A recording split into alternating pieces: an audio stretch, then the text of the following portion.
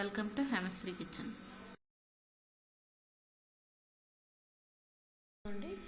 లడ్డూకి ఒక గ్లాస్ పప్పుని తీసుకుంటున్నాం, శనగపప్పుని. ఈ శనగపప్పుని ఇప్పుడు మనం నానబెట్టుకోవాలి. ఎంత బాగా నానిపోయిందో ఇలా నానబెట్టుకోవాలి ఒక 2 hours. నానబెట్టుకున్న పప్పుని ఇలా 15 minutes ఉడపెట్టుకోవాలన్నమాట. ఉడపెట్టుకుంటే ఈ వాటర్ అన్నీ పోతాయి. ఇప్పుడు వడపెట్టుకున్నాం కదా, ఈ పప్పుని ఇప్పుడు మనం మిక్సీ పట్టుకోవాలి. ఇదిగోండి, ఈ పప్పు నేను గ్లాసు పప్పు వేసాను, చక్కగా నానిపోయింది, వడపెట్టేసాను. మరి వాటర్లా ఉండకూడదు కాబట్టి నానపెట్టుకున్న పప్పుని ఈ విధంగా మిక్సీ పట్టుకోవాలి. ఇదిగోండి, కచ్చపచ్చగా మిక్సీ అయింది. దీన్ని ఇప్పుడు ప్యాన్ పెట్టుకొని అందులో ఆయిల్ వేసి, ఇదిగోండి ఆయిల్ వేసి, ఆయిల్ కొంచెం మీడియం ఫ్లేమ్లో బాయిల్ అవ్వాలి. ఈ బాయిల్ అయిన ఆయిల్లో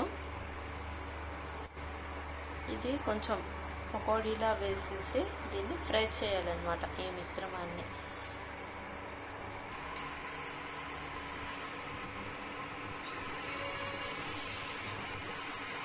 ఇదిగోండి,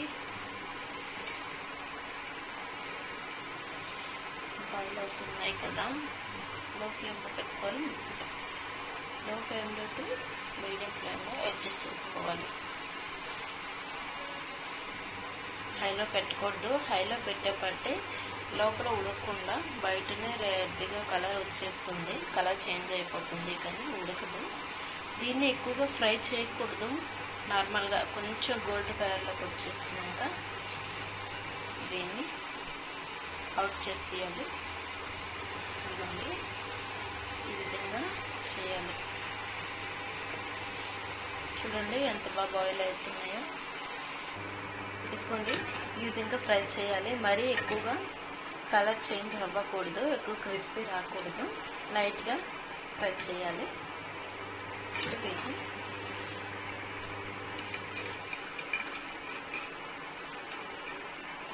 ఇదిగోండి, ఈ కలర్లోకి వస్తే చాలు, ఎక్కువ క్రిస్పీగా అవ్వకూడదు.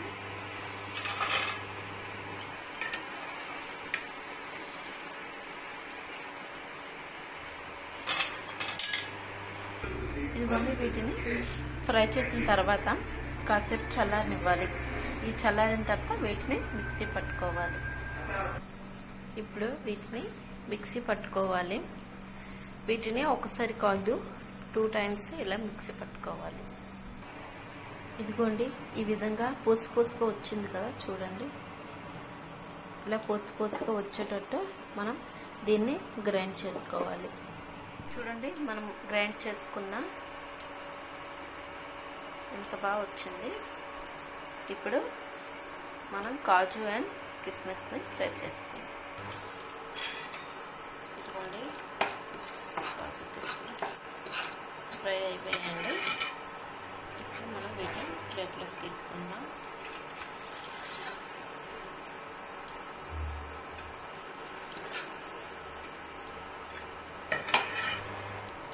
ఇప్పుడు మనం శనగపప్పు ఏ క్వాంటిటీతో తీసుకుందాము, అలాగే చక్కెర కూడా అదే క్వాంటిటీతో తీసుకోవాలి. ఇప్పుడు మనం శనగపప్పు 1 గ్లాస్ తీసుకున్నాం కదా, చక్కెర కూడా 1 గ్లాస్ తీసుకోవాలి. దీంట్లో 1 కప్పు వాటర్ పోసి ఇప్పుడు మనం పాకం రెడీ చేయాలి. దీంట్లో 1 కప్పు వాటర్ పోయాలి. దీంట్లో 1 కప్పు వరకు వాటర్ వేయాలండి. వేస్తే చక్కగా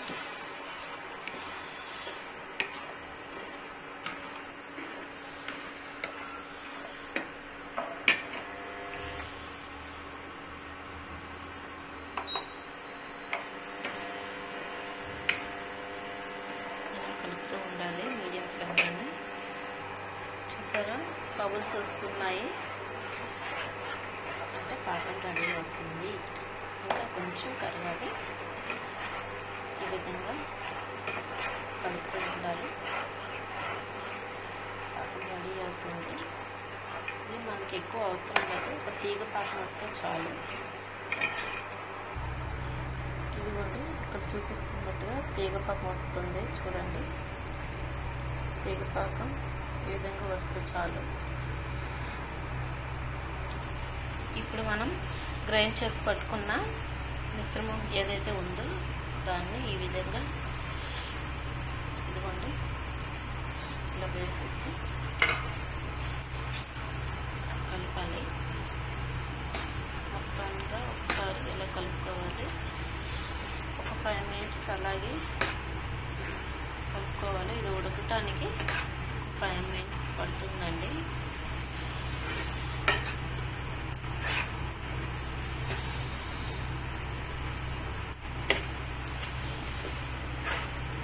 ఇదిగోండి చూడండి ఎలా స్మాష్ అయిందో.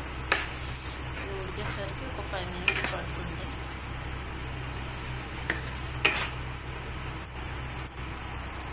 ఇదిగోండి ఈ విధంగా స్మాష్ అయింది. దీంట్లో మీరు ఫుడ్ కలర్ కూడా యాడ్ చేసుకోవచ్చు. నేనేం యాడ్ చేయట్లేదండి. ఇప్పుడు ఇందులో ఒక టేబుల్ స్పూన్ నెయ్యి వేసుకొని మళ్ళీ ఒకసారి కలుపుకోవాలి. నెయ్యి వేస్తే ఏ రెసిపీలోనైనా మంచి టేస్ట్ వస్తుంది, చాలా బాగుంటుంది.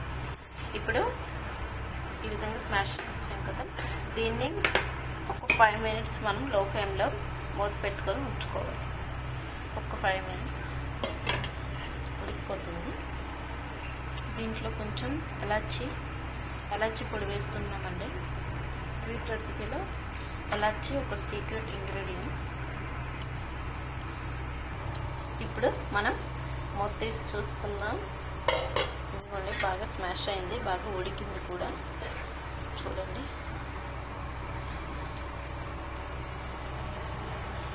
ఇదిగోండి బాగా ఉడికిపోయింది.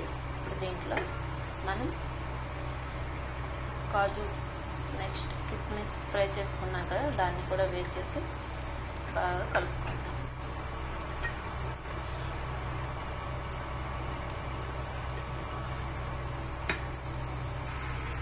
ఇదిగోండి రెడీ అయిపోయింది.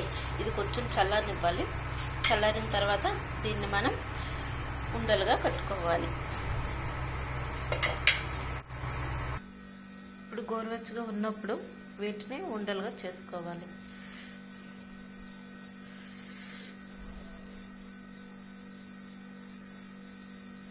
ఇదిగోండి ఈ విధంగా ఉండలు చేసుకోవాలి.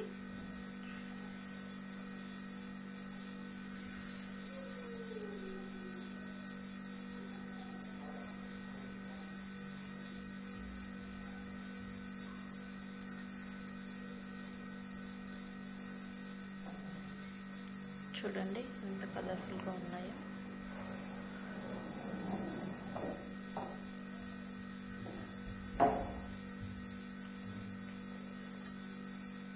ఇదిగోండి ఈ విధంగా మిగతా అన్నీ కూడా ఉండలుగా చేసుకోవాలి. ఇలా చేసుకున్న తర్వాత ఇలా లడ్డూలా చుట్టుకోవాలి. చూడండి ఎంత బాగున్నాయో, చాలా స్మూత్గా, చాలా బాగా కలర్ఫుల్గా, చాలా బాగున్నాయి కదండి. మీరు కూడా ట్రై చేయండి. ఇదిగో చూడండి ఈ విధంగా లడ్డు ఎంత బాగా వచ్చిందో, చాలా కలర్ఫుల్గా, చాలా బాగుంటాయి. మీరు కూడా ట్రై చేయండి. ఫస్ట్ టైం చూసే వాళ్ళైతే సబ్స్క్రైబ్ చేయండి, షేర్ చేయండి. Thank you.